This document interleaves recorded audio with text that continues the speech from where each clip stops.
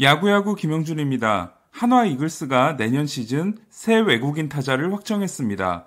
한화는 올해 제라드 호잉과 재계약을 했다가 호잉이 34경기에서 1할 9푼 4리에 그쳤고 대체 선수인 브랜든 반즈도 아주 인상적이지 못했는데요.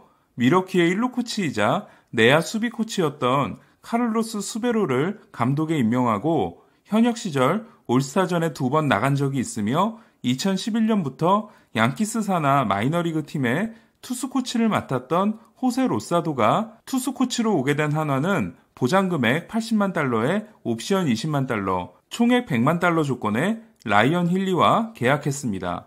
힐리는 메이저리그 팬이시라면 많이 익숙한 이름이실 텐데요. 2017년 25개, 2018년 24개 홈런을 날렸을 정도로 메이저리그에서 확실한 파워를 보여준 선수입니다. 오레건 주립대 일루수였던 힐리는 2013년 드래프트에서 오클랜드에 3라운드 지명을 받는데요. 프로 입단 후 3루수로 변신한 힐리는 2016년에는 더블A에서 타율 3할 3푼 8리, 출루율 4할 9리, 장타율 6할 2푼 8리를 기록하고 올스타 퓨처스 게임에 나가기도 합니다. 2016년 오클랜드는 주전 3루수인 데니 발렌시아가 부진하자 7월 16일 힐리를 데뷔시켜 3루를 맡기는데요. 만 24살의 힐리는 72경기에서 13홈런 37타점, 타율 3할 5리, 출루율 3할 3푼 7리, 장타율 5할 2푼 4리라는 대단히 훌륭한 성적을 올리고 오클랜드에 3루를 꿰차게 됩니다. 특히 힐리가 기록한 장타율 5할 2푼 4리는 250타수를 기준으로 오클랜드가 오클랜드 콜리세움을 홈구장으로 쓰기 시작한 이후 데뷔한 신인으로는 역대 2위에 해당되는 기록이었는데요. 1위는 1987년 6할 1푼 8리를 기록한 마크 맥과이어였습니다. 그의 맥과이어는 신인 신기록에 해당되는 49개 홈런을 날렸고 이 기록은 2017년 에런 저지가 52개, 2019년 피트 알론소가 다시 53개로 경신하게 됩니다. 이렇게 화려하게 등장한 힐리는 2017년 149경기에 출전하고 규정 타석을 채우는데요. 25개의 홈런에 타율은 2할 7푼 1리로 나쁘지 않았지만 출루율이 3할 1리에 그쳤고 특히 23볼넷 142 삼진으로 볼삼 비율이 좋지 않았습니다.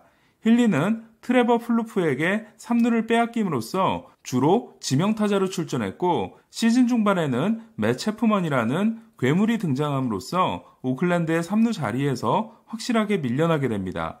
이에 오클랜드는 트레이드를 시도하는데요. 힐리를 데려간 팀은 1루수 문제가 반복되고 있는 시애틀이었습니다. 시애틀은 2016년 애덤 린드와 이데오, 2017년 데니 발렌시아와 욘도 알론소에게 1루를 맡겼지만 만족스럽지 못했습니다. 힐리는 2017 시즌이 끝나고 나서 오른손 뼈돌기 제거 수술을 받았기 때문에 2018년에 대한 기대가 더 컸는데요. 2018년 힐리는 시애틀의 1루를 맡아 133경기에 나섰고 24홈런을 기록하지만 역시 2할 7푼 7리에 그친 출루율과 27볼넷 113 삼진이 발목을 잡게 됩니다. 그리고 2019 시즌에는 부진한 모습을 보임으로써 시즌 도중 마이너리그로 내려가게 됩니다. 2019 시즌 후 논텐더 방출을 당한 힐리는 올해 미러키와 1년 100만 달러에 계약하는데요. 하지만 대체 캠프지에서 대부분의 시간을 보내며 7타수 1안타 2삼진으로 올 시즌을 마치게 됩니다.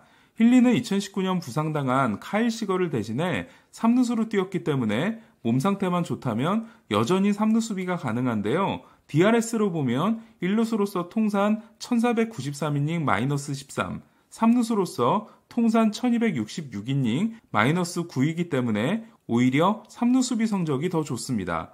메이저리그 성적을 보면 통산 22%의 삼진 비율은 메이저리그 평균인 24%보다 약간 낮지만 볼넷 비율이 메이저리그 평균인 8.5%에 크게 미치지 못하는 4.7%입니다. 그러니까 힐리는 볼넷을 골라내기보다는 적극적으로 스윙을 하는 스타일입니다. 그리고 가장 큰 장점은 파워인데요.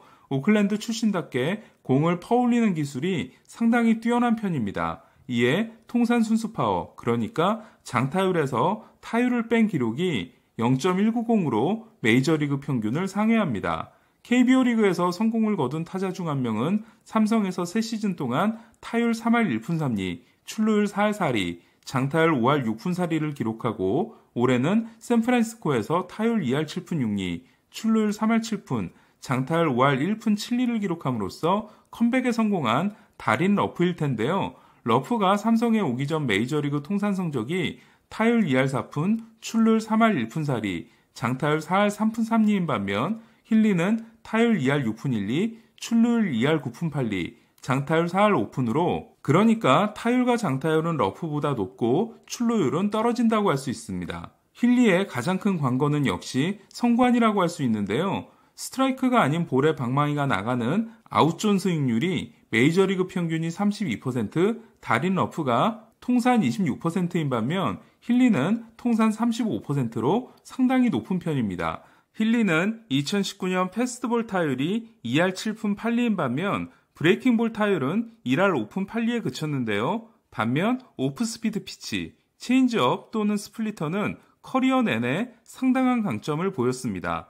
따라서 슬라이더와 커브에 약한 힐리가 약점인 변화구 대처를 제대로 해내지 못한다면 고전할 가능성도 적지 않습니다.